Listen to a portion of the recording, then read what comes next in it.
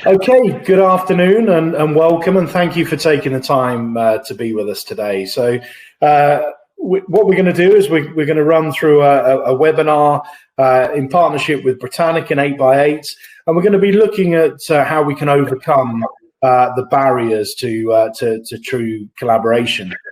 So I'll start off giving you an overview, and I'll hand over to my colleague Nick from 8x8, and we're going to do that wonderful thing of live demonstrations as well. So we'll be able to show you the true value of the technology in real time.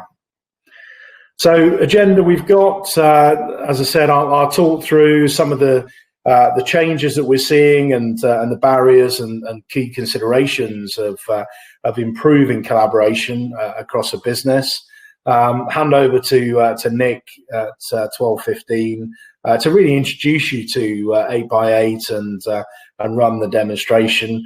And at the end of it, we'll have Q&A. So throughout, if you've got any questions, please do pop them into the chat, and we'll pick those up at the end. Okay, so before we start, I'm Jonathan Sharp. I'm the Sales and Marketing Director at Britannic Technologies. For those of you who don't know Britannic, we've got a lot of experience in the communication industry, and of course more latterly technology and digital technology arena.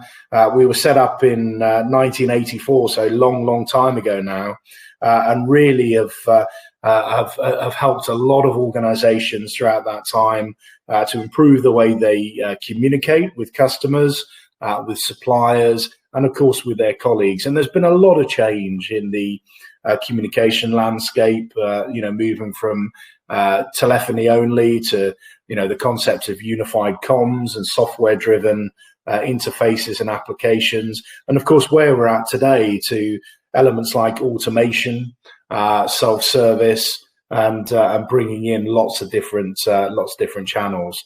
So a lot of capability within the business. Some really great partnerships with world-leading organizations. It's not just a case that we resell other people's technology. We're very much adding value, augmenting it with service, insight, account management, complementary products and services.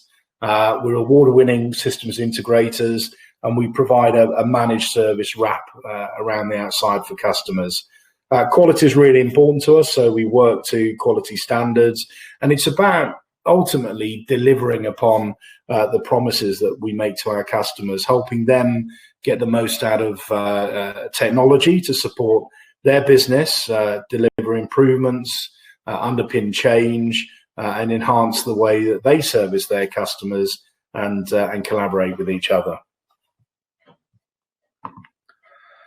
Okay, so I think if we roll back, it's an interesting time for so many people this year. It's been I think one of the biggest periods of change that we've certainly seen in our industry. COVID-19, terrible situation for people, but the impact that it's had on how we work and how we operate has been fundamental. We see the changes in office locations and spaces and how people come together. There's been a big move to home working, as we know. Prior to lockdown, there were just shy of 24 million people across the UK who had never worked from home. And of course, as soon as lockdown hits, and just on the run up to it, so many organizations were looking at how they could carry on operating, how they could support home workers, and how they could provide tools to, basically provide continuity of service for their business and their customers. So it's not been easy. And I think cloud technology has seriously helped with people pivoting and adopting to change very quickly. We've all experienced it, the joys of working from home and video collaborations and meetings and, all the different tools that we use. And I think there's been an impact on people, and it's been quite hard for many to get the balance right, the work-life balance and juggling requirements in the home. Certainly certain people have enjoyed it more than others, and others have definitely missed that human interaction and contact. And in fact, a recent survey by Mind highlighted that 60% of adults had said their mental health had been impacted as a result of lockdown and working from home. It can be quite an isolating thing. There's obviously a number of people that are used to working from home, but all those others that weren't and then needed to, it created challenges for the businesses in enabling it, but it also created new management challenges and requirements for looking at inclusion and motivation as well.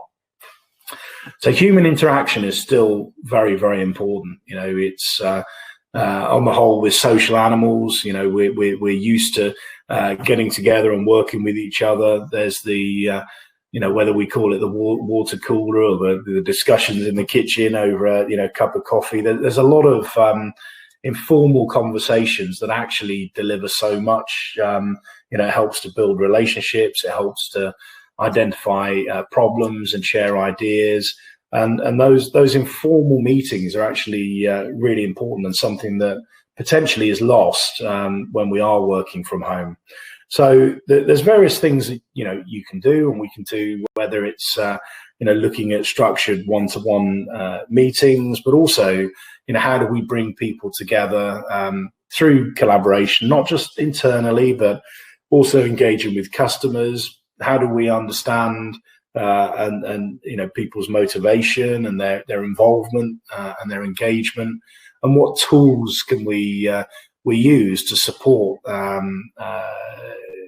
changes and improvements in this. I know when we moved to lockdown, we did that thing that so many did, which was virtual quizzes, and again, a lot of this was designed to really keep in touch with people, provide an opportunity for some fun when challenges were going on, but also those touch points for informal conversations. So we do know that collaboration is great when you can get people coming together into a workspace to solve problems, to share ideas, and importantly, remove some of the previous barriers that we'd have had around calendar and diary synchronization due to location and traveling. So yeah, the way in which we're working has changed a lot.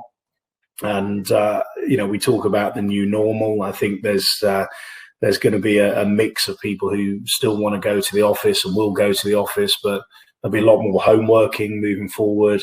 And I think the concept of hybrid working as well, where people are working from home and in the office on certain days, is something we're going to see come to the fore. So it's important to look from a management perspective around how we support this and how we engage staff moving forward.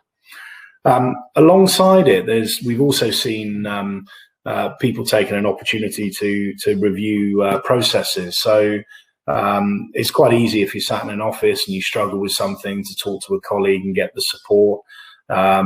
We're certainly seeing organizations that are looking at how they can streamline, be more effective and efficient in their operations. And of course, a lot of this is about then redesigning those processes using technology, automation, looking at how you bring in different channels. So there's certain automation that can be introduced. And I think the important thing there is about what tools do you provide to the remote workforce to help augment their approach and the service they deliver. And technology should definitely help and guide and empower and not hinder. So there's a lot of people we're talking to at the moment that are looking at reviewing processes, looking at streamlining, and then looking at how the technology can really help to underpin that change.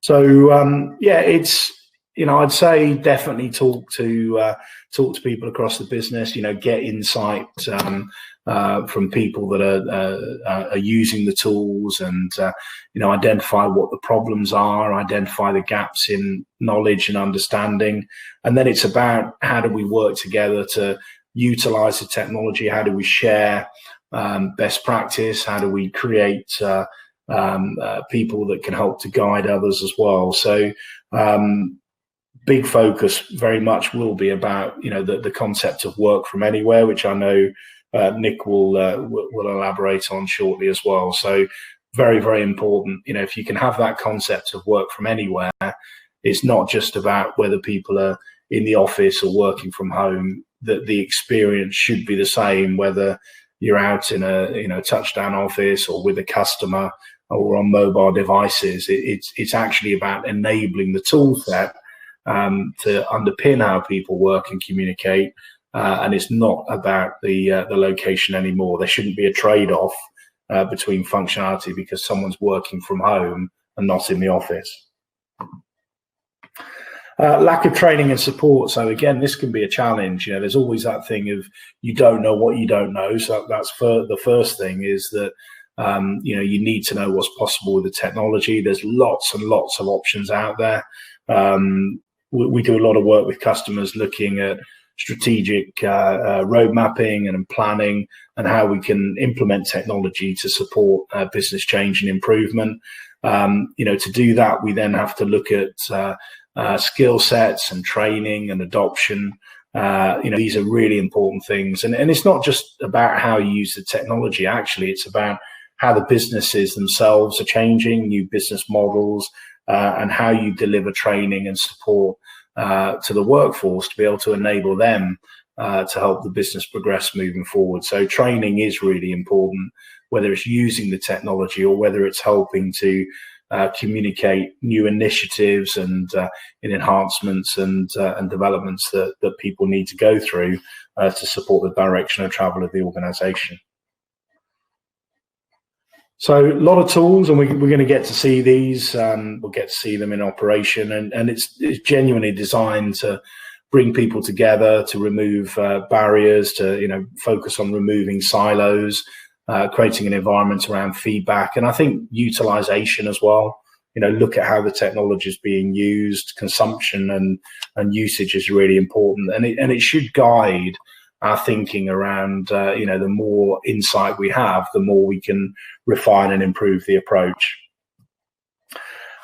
Digital overload. So we all see this. There's been a big growth in digital communications over recent years. A lot more interaction via social media. The growth of tools such as WhatsApp. And of course, the huge volume of emails that are actually delivered into organizations every day, which actually by its very nature can create some quite inefficient ways of working. So I think it's really important to understand that people communicate in different ways. There's different channels. It's how do we support those channels? How do we flip from one to another without losing context? And then also, what are the opportunities for automation so that we can actually start to free people up and use the human resource more effectively to support the growth and development of the business? Part of it is about consolidation. The whole term around unified communications is bringing everything together into a single interface. It's not about having lots of different tools and interfaces to go to. It's about being able to choose the appropriate communication method and use it easily. And it's about being able to simply bring people together to share ideas, to talk, to give support, and to take things forward. And the other one, I think it's there's the old term that culture kills strategy. So it's really important with any change that we go through that we're getting buy-in. We're helping to show people the benefit of the technology and new ways of working, and people actually embrace it. They see it as a positive way forward, and they want to be part of it because it's very hard if you don't get everyone focused in the same way to achieve the goals. And we want a culture of adoption, of empowerment, and we're seeing a lot where the sort of organizational structures are changing, and there's these sort of working pods that are being created, more agile working. So some of the traditional structures are changing, and tools need to be made available to support that. So it is about creating a productive environment. It is about creating a place where people can effectively communicate, how you can use different channels, how you can share information. You can easily run quality video and screen sharing applications. And I think the cloud, when we talk later on, the cloud has been a great enabler of being able to try and use technology, to evaluate it and to scale it very quickly. So pick areas, pick problems you want to solve, pick improvements you want to deliver, evaluate the technology, and then scale moving forward. So the way in which people are working is definitely changing at a faster rate than we've seen in a long time. COVID naturally accelerated that change. And we've all seen it, business models are changing, the cost to serve mechanics are changing, and people need effective technology to underpin that. So how can we help? We can certainly help. We've got a lot of experience in working with customers to review the as-is and the vision and the strategy, and then the road mapping, the plans to get there. Building out test environments, demonstration environments, proof of value to take people forward, supported with user acceptance training and sign off to ensure that we are meeting the objectives that we set out to do.